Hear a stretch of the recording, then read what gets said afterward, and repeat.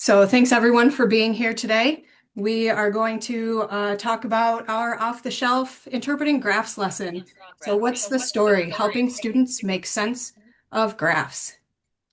And if you haven't done so already, please sign in on slide 2. And we're going to start off with some breakout rooms today. And we'll split you up into some breakout rooms and just take a moment to introduce yourself, your name, where you're coming from, and then what do your students struggle with when interpreting graphs? We were seeing, knowing when to use a bar and a line graph, knowing the difference between the X and the Y axis, and the relationship, just reading the information, reading the title, and then beyond that, looking for the patterns and things that make sense or don't make sense.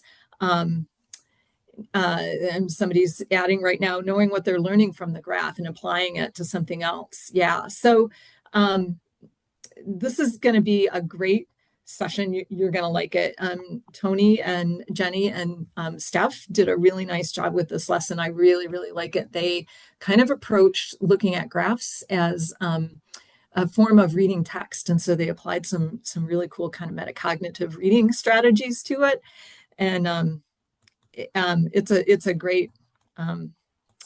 a great lesson. So the session outline, we're going to talk about learning performances and goals. We're going to walk through the lesson plan and let you try out some of the activities so that by the time you're done today, at 5 o'clock, you will know how this lesson flows and, be ready to do it tomorrow if you want to. And then we'll hang out afterwards, if you have some more questions or things you want to talk about, we'll hang out for a little bit afterwards. And if you don't have questions, you'll, be able to take off. So, again, Tony Mathis is with us here today. He's on the MyStar CD team, and he worked closely with Jenny Vandepan, who is one of our MyStar Superstar classroom teachers and a Noyce Fellow with MyStar.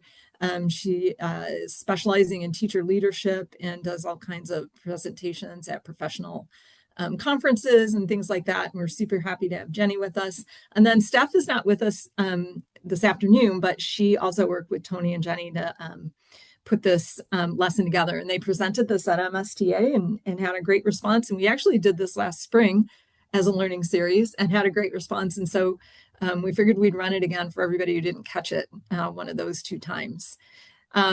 This is one of our off-the-shelf lessons. We have 16 total now. 7 of them are publicly available. When we do presentations at national and state conferences, we usually make them publicly available. They cover SEPs and DCIs and CCCs and some other nature of science kinds of things. Wherever we feel like there might be a hole to plug or fill a need for teachers, beginning of the year kind of stuff, end of the year kind of stuff. And so you find those on the off-the-shelf lessons page, which is available several different ways through the teacher dashboard. And just a couple of weeks ago, Lindsay went through and organized them according to, are they about a CCC or a DCI or an NOS's nature of science or an SEP? And so there's our nice long list there. And the interpreting graphs lesson is one of the SEP, science and engineering practice lessons. And so you can find it there pretty easily. All right, so I'm going to turn this over to Tony and Jenny. And so sit back and listen in and enjoy this presentation. All right. Thanks so much, Chris. And maybe just to add one more thing. So this lesson is going to come out in the January issue of Science Scope as well. So if you're a member of NSTA and you get that publication, check it out. We should just be getting approved here this week, so we're excited about it. So this lesson, sort of as Chris said, it's all about helping students work on their graph interpretation skills and build meaning from graphs. And to do that, we're helping them build their own graph interpretation scaffold, or calling it a graph interpretation tool. And they do that by applying some reading apprenticeship metacognitive tools to a bunch of different graphs that we've made. And as well as thinking about how they, as sort of novices, make sense of graphs. We also pulled in a bunch of different people from sort of the MyStar world to share their graph making process so that students can compare how they make sense of graphs to experts. So we think it's a really neat lesson, and the goals here is really to build student confidence in approaching new and challenging graphs. We were hearing a lot that, my students really freeze up when they see, the line graph or the stacked bar chart, or, maybe it's a map. Whenever they see something new, they were just having a hard time. So one of the big goals here is just to help students dive in, and even if they can't necessarily get the right answer, that they can interact with this graph, start to ask the right questions, and make their thinking visible. And so they're going to build a scaffold to help them do that. And one of the other really neat things about this lesson is it's going to be really flexible. We made a ton of resources, so you can sort of pick and choose how you want to deploy and use those resources. And in the lesson plans, we make recommendations, but it should be really flexible for how you want to deploy this in the classroom. And that makes us pretty excited about it. So just a real quick sort of flyby of the lesson. So it starts off with students, expressing their prior knowledge in the anchor, and they do that by sort of explaining a humorous graph. And then they dig in the uncover to how do, you personally make sense of graphs, trying to help them metacognate on their process. And then in the share, they're sharing that process, working together to create the graph interpretation tool, or that scaffold. That's also where they're comparing to experts. And then in the connect, they go and test out that tool. They see how well it works sort of in the real world, and can make revisions based on the new graph. And then in the check, it's just a quick assessment of how well can you use that tool, can you make your thinking visible. So to kick off in the anchor, I don't know, we've been calling it a humorous graph. I'm not sure how well the joke lands, but we just wanted something that would be maybe a little bit challenging, a little bit different. All of these graphs are kind of purposefully meant to be a little bit challenging, because we really want to make students dig in here. And so this isn't, in the anchor, this isn't about right or wrong answers. We don't necessarily want to correct students if they're saying the wrong thing. We just want to see, where they're at, and then how do you know what evidence from this graph is telling you that middle schoolers are more awesome than everyone else? How do you know it's middle schoolers? How do you know they're more awesome? All those kind of clues, just trying to see where students are. One of the other things that we included here that I just really wanted to point to, this is in a lot of our updated lessons, but we include questions to help students connect their own experiences to kind of the driving phenomena of this lesson.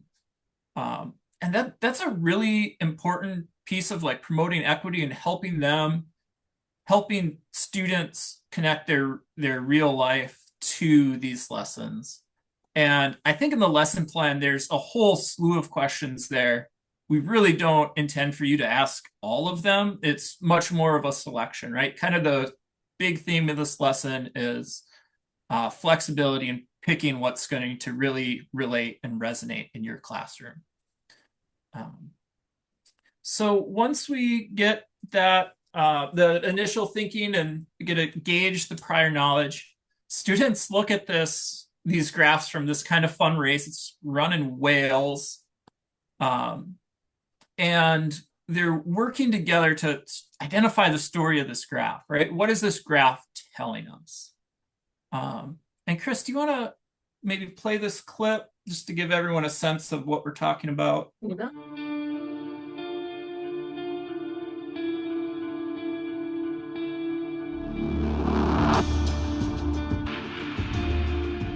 Llanclynwyr Wales, which is in Powys, Wales, and the event is the Whole Earth Man versus Horse race.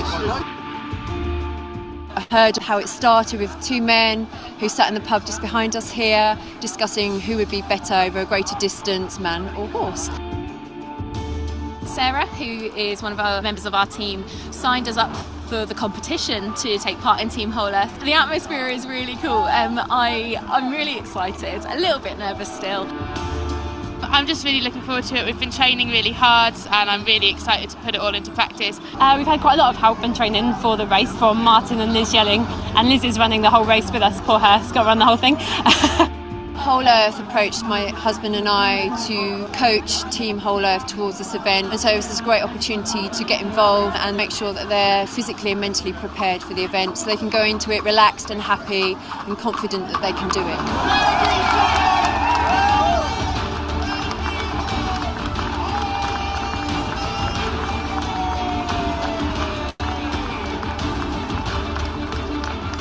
We've got tarmac roads up hills, very steep, and we've got rocky roads uphill, we've got grassy slope, nothing on the flat.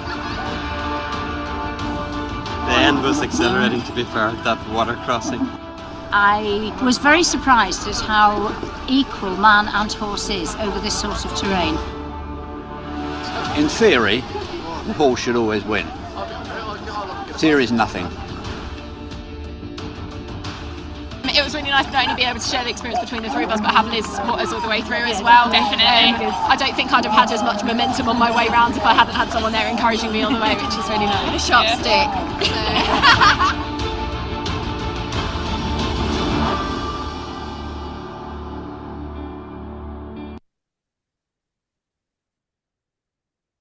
So yeah, that's a quick clip of this race. It's a pretty engaging race. It's fun, and kind of the best part for us is they have almost 40 years of data of race times and winners. So we took that data and we made several different graphs. So that same data is presented 4 different ways. Some of those ways are very, very simple. Some of them are going to be a little bit more complex. And they were all represent different conventions that students are going to see in middle school. But so we really like that, but some of the trade-offs are that, that's not necessarily the best way to represent this data. Like a line graph might not be the best way to show this type of data, but we just really wanted to show a line graph because so many students struggle with that. So the focus of this activity is really on, how you make sense of your graph. And this is really pulling from our work that we did with Heather Howlett and Reading Apprenticeship. And rather than me trying to paraphrase, we're just going to let Heather explain this in her own words. And she's using a text here. I think this is from 7.1, but she does a really nice job explaining this. So what we're going to do as a group right now is practice a reciprocal think aloud. So when we start doing this piece, we want to activate our schema, right? And usually we're going to start with a more inviting text like this. And so I'm going to model some things that come to my mind. So if you will, we're going to kind of role play a little bit where I'm the teacher, you guys are my students. And so I would put this up either on the board or under a document camera so that everyone can see it. And so then I'm going to start sharing my thinking.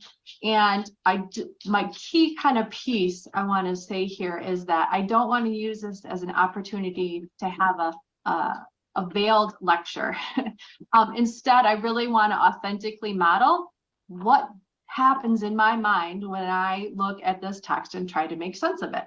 So I'm actually going to be, this is a Jamboard. So I'm going to be on it in another screen so that I can annotate as I work here. So I'm going to use, I don't want the sticky note, I want the text box. So right away, when I take a look at this text, the first thing that my eyes are actually drawn to is this guy's head. Because I think because it's right in the middle of the picture. And so it's kind of central there. And I notice he's sweating.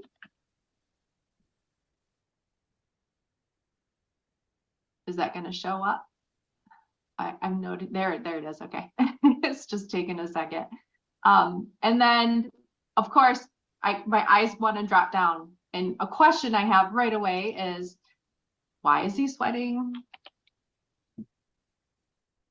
By the way, this all happens in like, the blink of, or not even the blink of an eye, probably even faster in my head. But when I model my thinking, I have to slow down and kind of really talk through, where do my eyes go first? What do I think? Then where do I go? Because I'm making my invisible process that's going on in my head visible and starting to articulate that. And sometimes it's really hard to do at first because we're so used to doing it so fast. It happens so fast for us, but it doesn't always happen that fast for our kids. And sometimes they think that reading is magic. But some people just know how to do it, and that's not the case. So we want to really show them, here's how. Yeah, so that is really what we're trying to accomplish in this part of the lesson particularly, but really through the whole thing, helping students make their thinking visible. And Jenny, I'm going to turn it over to you here because I think this is some actual annotations that you saw in your classroom. Yes, I do want to just mention too that the extra resources, choosing your graph really allows you to differentiate either students in your class based on ability level, if you are one to group students based on ability level, but also you can meet your students where you're at. I was looking at the sticky notes, and some people were mentioning that they want their students to be able to figure out the trend of the graph. And some people mentioned, like, we just want them to just know the basics, like read the title and read the labels. So depending on where you're at, you have a selection of graphs to choose from. And that's something that's important. And I'm glad MyStar included that. So looking here, there is an image of a graph there. And what I appreciated is on the worksheet, the bubbles here are annotations added afterwards, but it's the graph, but at the top, it also has the box right there that has the annotation strategies. Now, I started this in groups. However, they just looked at each other like, I don't know where to start. So when that happens, whether they're familiar with annotating or not, that gives them a starting place. Ask a question about the graph. Write down what you think pieces of the graph mean. Identify patterns or information that is important. That is easy to start with one comment and then go from there. So that's what I appreciate most. And there's a check mark. So I told my students, instead of them saying, there's a gray line, there's a black line, there are numbers. And I know some of you, whether you teach 6th grade or 8th grade, those are the types of comments you get. It makes them more focused in their annotations. And I told them, you need to check off at least one from each box. So that forces their annotations as well to stay on more complex information and not just the numbers they see and the colors they see. So this is some information that came from my class. And I'll get to this in another slide. It's really cool to see how students will spark thoughts in other students also. So there is one, horses are fast. Humans mostly take longer. So there's that pattern. And then looking at pieces of evidence you think are important, it looks like some people notice that, like, the faster the time equals less time. So they're looking at, like, usually we think of a high level on a graph means it's better, it's more. That's what we're looking for. But when we're talking about time, the higher the time, is not what you're looking for. So that sparked a whole entire conversation that my students would have never discussed in their small group before without somebody mentioning something. Over to the side here on the right-hand side of the graph, humans are winning in recent years. That sparked somebody to say, well, why would that be? And then somebody else said, is it the GMO food? That's exactly what we're looking for here. A rich conversation about a graph that would have never taken place without that annotation guide. So once they're done making annotations, you use that to make a claim afterwards. Based on the graph, blank are better marathon runners because, and like Tony mentioned, we're not looking for a right or wrong answer. We're looking for them to have an answer, but then supported with evidence. And those comments they made are identifying those pieces of evidence as well. So I started my groups annotating the graph in their groups of 4. All of the stuff I do is in groups of 4.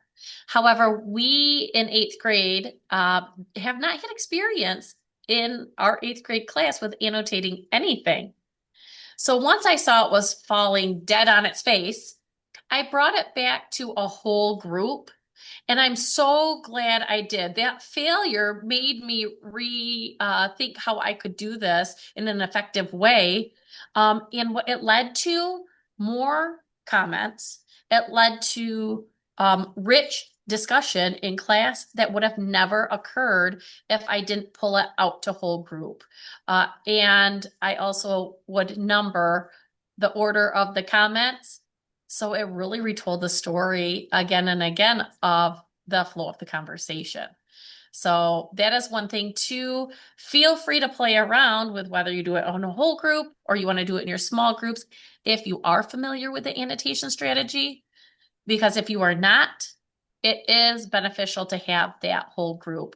And then I just had the students copy down the whole group annotations that I was recording under the document camera. I had them record it on their own paper so they had their own record of it too. So now it's your turn. Yeah, thanks, Jenny. So yeah, we're going to turn it back over to breakout rooms and we'll dig in a little bit deeper into the other 3 graphs that are part of this Uncover that you can choose from and let you try out some of these annotation strategies, right? And these strategies are really just prompts to help students think about their own thinking because I think most people aren't really used to doing that. So yeah, these prompts are just to kind of get everyone going. And so, yeah, we can try that out in some breakout rooms. All right. So what Tony and Jenny just showed you, Tony mentioned, or Jenny mentioned, I think Tony, that they gave you 4 graphs of the same data, just shown in different ways, and that you could choose which ones you wanted to use. So the line graph is one. But we have a bar graph, and then we have a different kind of bar graph, and then yet a third bar graph with the data presented in different ways. And so you're going to be invited to one of 3 breakout rooms, and the number of your breakout room will be the number of the graph that you work on with your team. And so we're going to ask you to just take a look at the graph that your team has been assigned and see if you can come up with some of those annotations that Jenny and Tony were talking about. What are some connections, some questions, patterns, and evidence? And we'll give you a few minutes to do that. And then these little cloud things are text boxes, so you can just type them right in there. All right, everybody's back. Jenny? All right. Hi, everyone. Now, we didn't tell you this going in, but I'm going to ask for a brave soul from each team to just kind of share out and share with us like your biggest takeaway from either the annotation strategy or having the checklist, or what was in your group conversations. What was the biggest takeaway from annotating a graph, especially as a first step? So we'll start with team 1. Is there a brave soul who can share?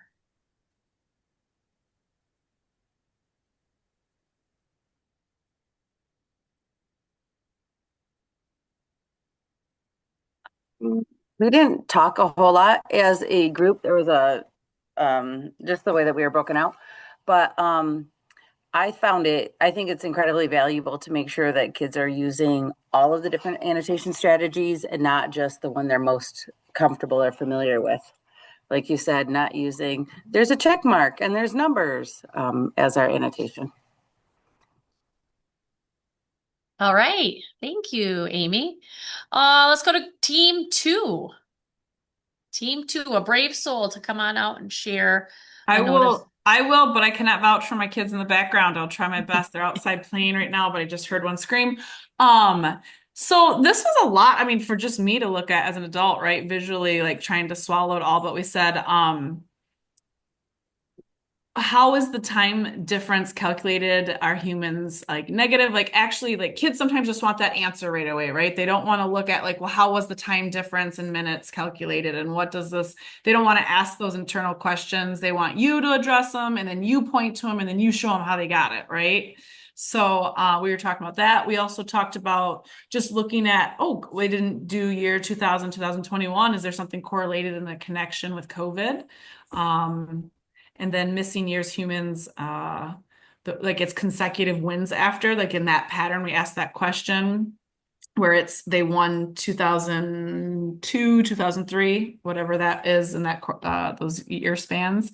And then we also looked at maybe a slight trend to less difference in time, like kind of just looking how some went down and then back up, but then you see like a steady decrease. So we're kind of seeing a pattern up and down. So there is just a visual pattern that stuck out.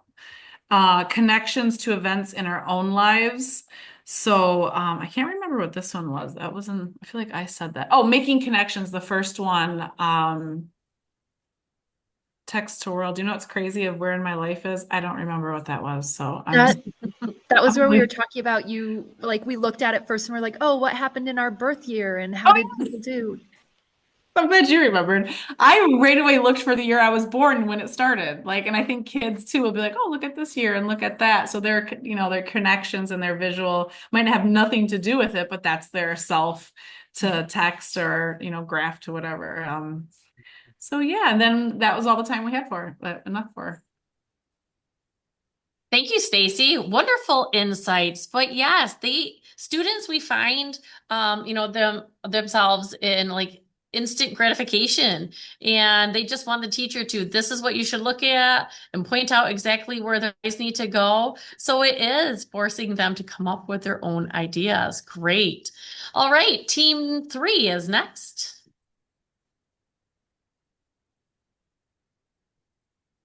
And that is Carmen's group in North Branch.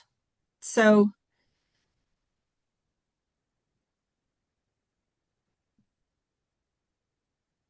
I am not sure. They're working in a group, but I'm No, not we sure. were team 1. We were not team 3.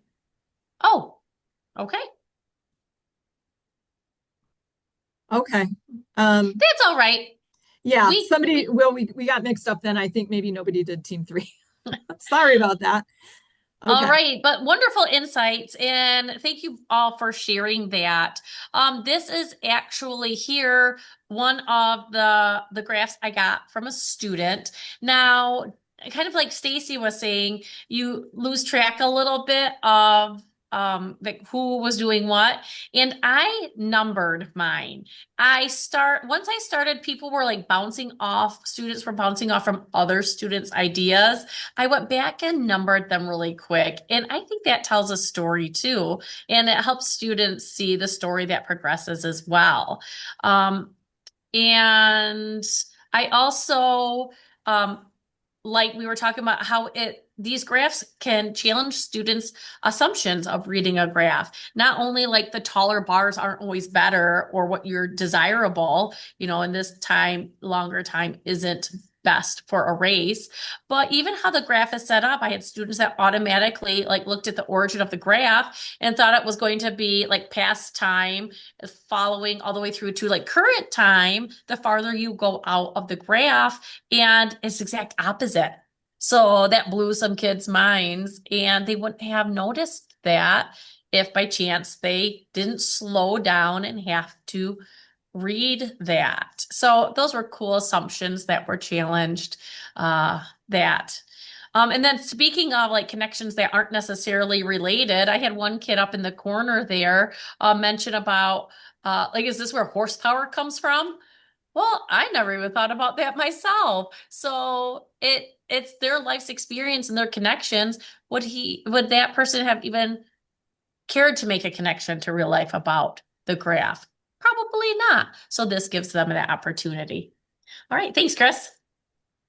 Yeah. And Jenny, like you were pointed out, that graph is built like something you would see in earth science, where it's looking at sort of years before present.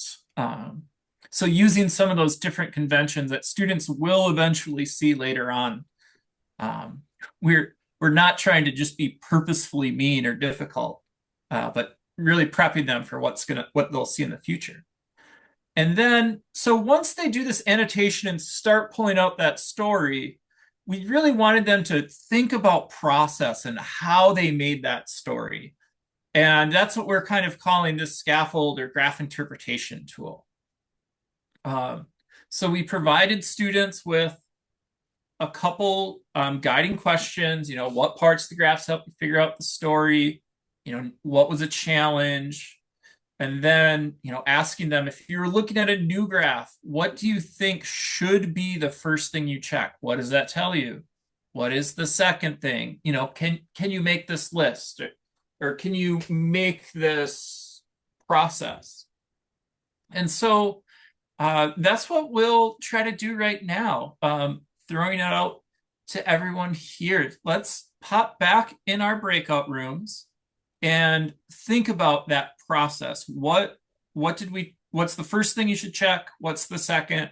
And all the way down until you have that story. I do want to jump out here and say one more thing. The guiding questions that were on the left-hand side of the previous slide there, it may seem silly to have questions. What is the first thing? What is the second thing? What is the third thing? In my experience, especially with my students having a hard time reading graphs to begin with, they didn't come up with this graph interpretation tool without having that scaffolded question of there is a first thing, there is a second thing, and there is a third thing to do. They will just say, we'll read the graph. So that is something that was extremely helpful before we turned students over to create a step-by-step mental tool. I call it one of their brain tools, actually. So that is important. Add there. Okay, I'm going to try this again. I think I have the North Branch people now in room 3.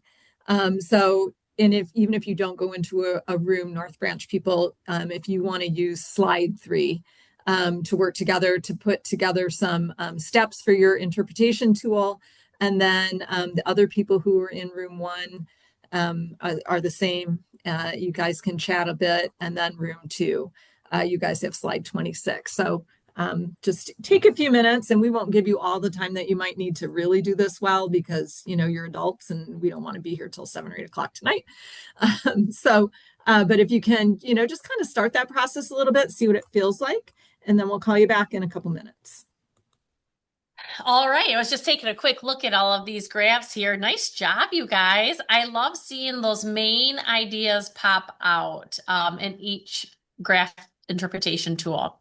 So we're going to approach this like we did last time. Now, I would like for you, if you could, have a brave soul share out about their graph interpretation tool, in particular things you noticed about how you were creating it, or conversations around either what you thought to include or how you think students might do this. So go ahead and share about creating your graph interpretation tool, team 1.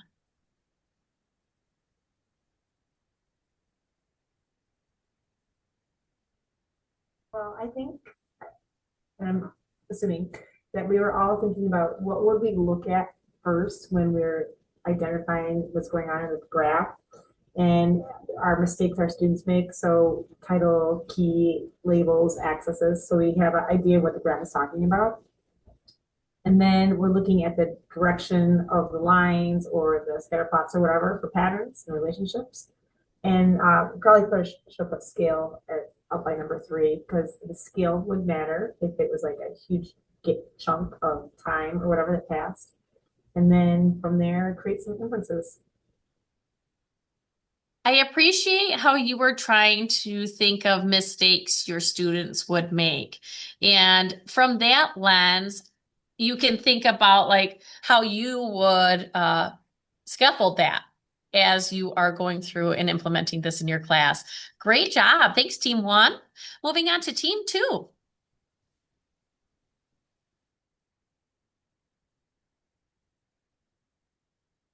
I guess I will kind of say, because my partner wrote everything. So we said always start with the title. I mean, just kind of like your book or just your basic kind of knowledge of doing and summarize what the graph is about. Like, what are you seeing?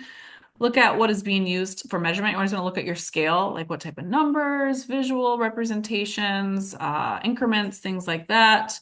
And then also the X and Y axis to see, just identify what is what and what is it measuring and how am I looking at it. If there is a key, you want to pay attention to colors, dots, I mean, what type of pie chart, anything like that. Look at the key to identify secondary breakdowns of information and different types of the X subject, for example. And then lastly, look for patterns or trends in the data that just stick out to you. And this will help you get a general sense of how the X and Y subjects are related to each other and making sense of the information in front of you. All right. I like how you dove into the secondary breakdown of information. You guys went there. You're the advanced kids, aren't you? Very good. All right. Thank you, Group 2. Team 3.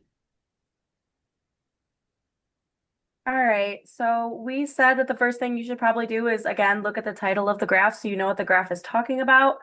Second thing is to check the X and Y axis so you know what the relationship between those axes are and to make statements on how they're related. Third thing is to ask questions about the graph. Third thing, to look at the legend and the scale and interval. Fifth thing, to look for patterns and or outliers. And then finally, to make a claim supported with evidence about the data that's shown. Oh, I love your adding in the claim supported with evidence.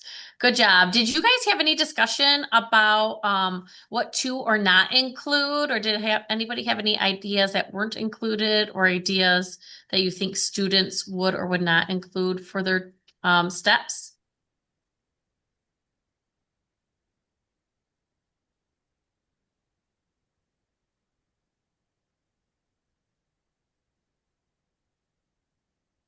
It looks like a lot of the groups thought there are some key ideas. So that's wonderful. Okay, we're going to move on to our next step here. Yeah, so that was sort of a quick rundown of the Uncover, that first step or try at building this tool. And this might not surprise you, but your students' tools are not going to be nearly as good as what you guys just created. And that's okay. They're going to have several iterations to go and make those better. And that's really what the share is all about. So sort of the first step of that is a lot like we just did with students sharing their process with each other, helping them pull ideas from each other, things they missed, that sort of thing. This is also your first chance to put your thumb on the scale. If you have a scaffold that you really like, this is where you can start shepherding students to that scaffold. So, one scaffold that's out there that's supported by literature is this DATA acronym. Describe the X and Y axis, address the unit, tell the trends, analyze specific points. Maybe you use that, maybe it works great for you, and that's something that you could shepherd or push students towards. So even though it seems like this big kind of open-ended process, there's still a lot of opportunity here for you to move students to the tools that you want to use in your classroom. And we are totally agnostic about what this graph interpretation tool looks like. We provide several examples in the lessons of, things you could use. So that's, really up to you and what's going to work best for you and your students. So like we said, the first step was sharing the process with each other. Then they compare their process to an expert. So for each of those 4 graphs, we have an expert video breaking down the process that they use. And then they're using the evidence from both their peers and the expert to revise their process and make it better. So why don't we look at one of these expert videos? I think this is our resident engineer, Lindsay Watch, if I remember right. My name is Lindsay Watch, and I'm an environmental engineer and science educator. And today I'm going to be looking at a graph to help answer the question, are horses or humans faster marathoners? So the first thing I do when I look at a graph is I look for a title. That usually cues me into a lot of the information I'm going to be reviewing. So here we see the title is Winning Times for Humans and Horses. Okay? So the next thing I do when I'm looking at a graph is I look at the X and Y axes. So we'll start with the X axis. So I see here down at the bottom, we've got year as a label. Okay? So on the far left of the X axis, we see it starts at 1980 and the far right goes to 2020. But something I do notice is there's a couple points beyond that 2020.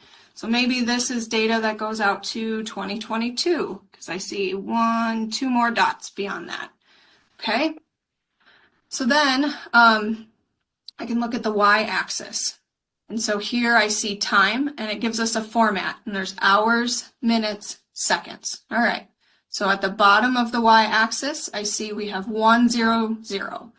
That tells me that's 1 hour is the race time.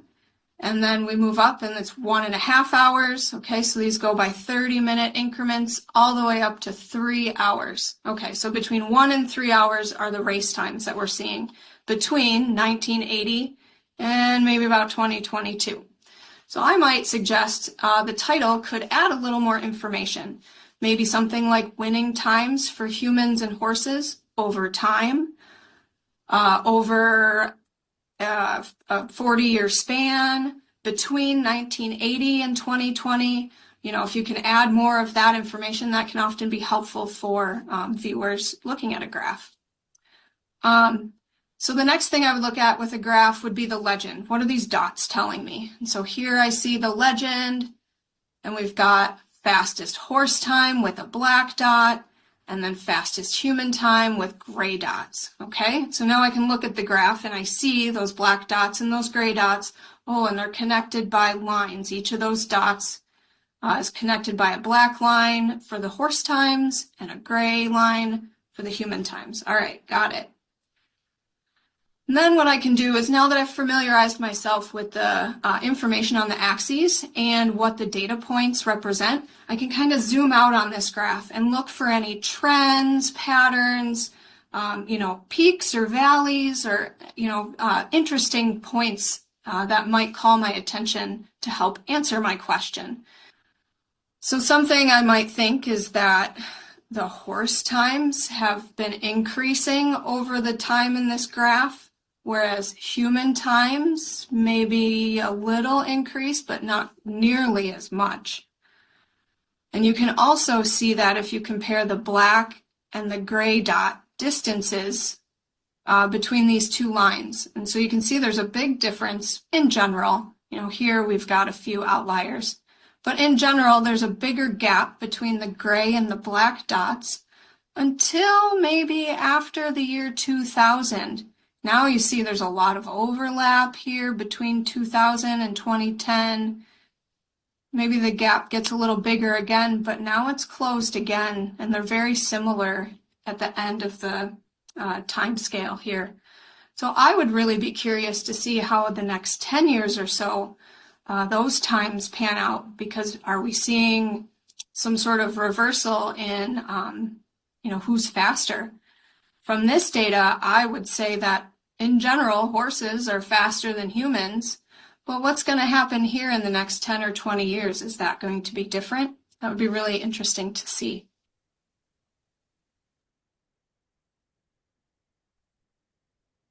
Yeah, so for each of these graphs, we have a different expert sort of breaking it down, and students can try to compare their process to the process that the expert used, trying to make some additions so that it's not just the blind leading the blind, right? All of our students are novices at interpreting graphs, and we want them to see how experts break down these texts. And so during this revision process, like I mentioned earlier, there's no one answer or format. That's really up to you. You can guide students towards a process or a tool that you want to use in your classroom. We do provide multiple exemplars for what this could look like in the lesson plan. But sort of in my opinion, I would really be pushing students to revise their tools to include things like concrete steps that make sense to them. They have action verbs that are encouraging sense making. So like here, going from check the x-axis to describe the x-axis. I think that's a really big shift between just look at it and then describe it. What does it mean? And we really want students to steps that help students connect the graph to the question or phenomena, and be sort of as personalized as possible. And I think that how personalized will probably be up to your classroom and your students and what that looks like. But this could be an opportunity for students to really tailor this to themselves. And now in the student guide, these tools are probably looking like an absolute hot mess. They've been revised a couple times. So we just, made a new spot for students to rewrite it in something that's legible that they can use in the future. And Jenny, do you want to talk a little bit about how this worked in your classroom? Absolutely. How I implemented it is that they answered the guiding questions that led to each individual student writing down their own information, their steps. And most of them, to be honest, was only like 3 steps. And then they watched the video and they revised. They worked with a partner then, or in their groups, and they needed to make one revision when they did a partner share or a group share based on what they heard a partner say. And then we watched the video as a whole class, and they added one individually to their interpretation tool that they had heard from the expert. And often it was looking at that legend or the key that was something that they hadn't added before. I found that to be very interesting because it's so important, and they might even do it like mentally, but they didn't include it in their plan. So that was cool. So I did add a peer connection there, or a small group connection, before the expert shared. And so by the end of the share, students should have, this draft of this tool that they can use. And the goal of this tool is to help them kind of get a toehold on any graph that's thrown in front of them. And so now they get to test that out in the Connect. The Connect is all about testing out how well can they use this tool and making any revisions that they need. A lot like the Uncover, there's 3 different graphs here that you can use. Students can choose the graph they want to do. You could assign only one graph for everyone to look at. It's really a mix and match to you and your students. For each graph, there are expert videos provided again. So if students need a little bit more help with that revision process, or if you really want to show them another video of an expert breaking down a graph, that's something that you can do. And, as we're going, these graphs are getting, I would say all of these graphs are pretty challenging for middle schoolers. And that's sort of the point. We really want to make students kind of dig in. So let's see, what do we got on the next slide, Chris?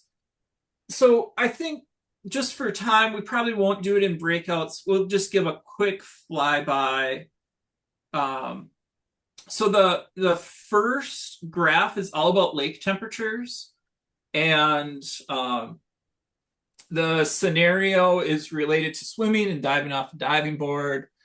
I think Cassie is the better swimmer. She can dive a little bit deeper, and she's noticing this wall of cold water, and no one believes that it's there. So students are using this graph that's really common in limnography and oceanography, a little less common in middle school, this type of layout. But, students are working to make sense of this unusual looking graph and seeing, is it possible that there's this wall of really cold water deep in Crampton Lake?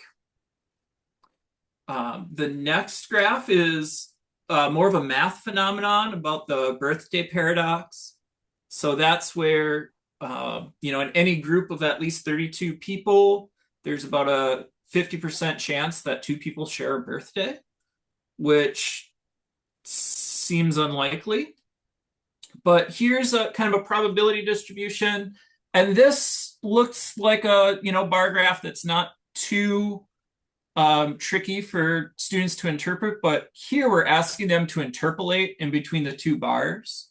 So they can't just identify, oh yeah, I need to go to bar 30 and see where that is. They have to look between the 2 and sort of make sense of the graph that way.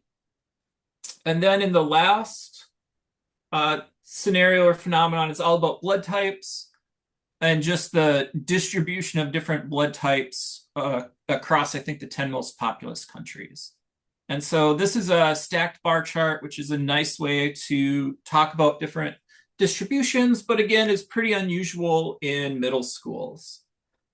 So just, trying to challenge students a little bit and seeing how well they can make their thinking visible. Again, this isn't necessarily about, having your students be able to identify the thermocline in a lake. Like, that's not a skill that I really worry about middle schools being able to do. I just want to see, can they make their thinking visible? Can they get over that immediate, oh, what is going on here? Everything's upside down. Will they engage a little bit? That's really the goal of the lesson, and that's what we want to see.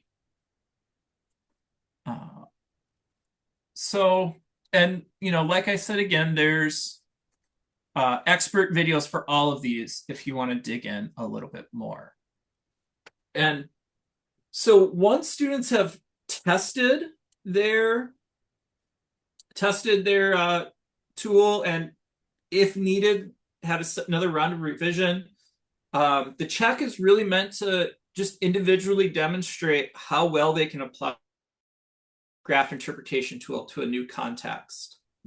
I think this graph is very challenging. It's, again, where we're really looking for students to use that tool, make their thinking visible. How are they interacting with this graph? More so than are they getting the correct answer? These are the growth graphs that a pediatrician would use, and I believe the scenario is something like a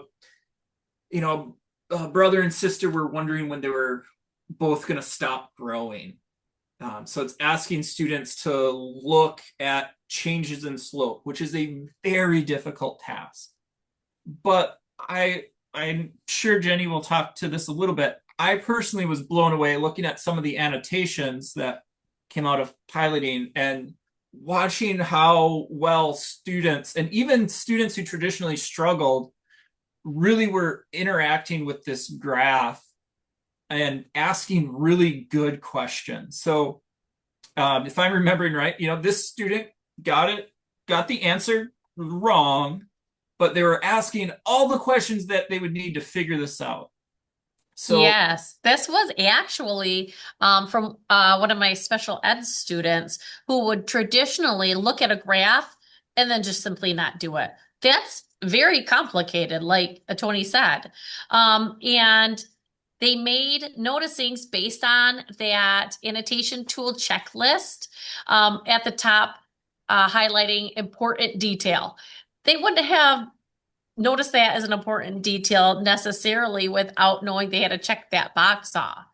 And going through some thoughtful ideas, again, Tony's right. They got the information, like the answer wrong, but that's not what we're looking for. We're looking for them to think about and have an internal conversation in their mind about what is this even meaning to them, and why do the females get low at the top? What an advanced skill to even consider that when looking at a graph, especially somebody who is not has difficulty understanding graphs or math concepts in general. So it's really cool to see the complex thinking from a student that traditionally struggles. It's wonderful. I love this whole entire lesson because of that.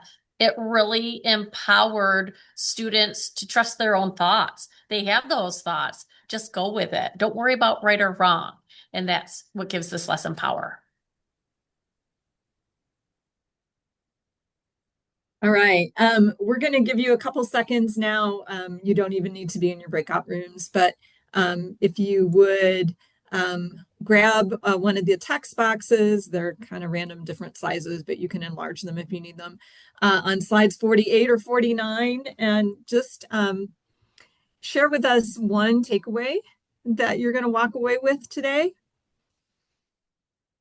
All right, thanks for those great thoughts. And if you're finishing up your thought, please do. We appreciate that. I really had nothing to do with creating this lesson. And when I saw Tony and Jenny present it, I was blown away, because it, teaching graph skills usually is, just kind of direct instruction. Here are the rules, follow them. And they turned it on its head and really honored that kind of NGSS philosophy of helping kids discover the learning on their own and come up with their own, construct their own explanations for how to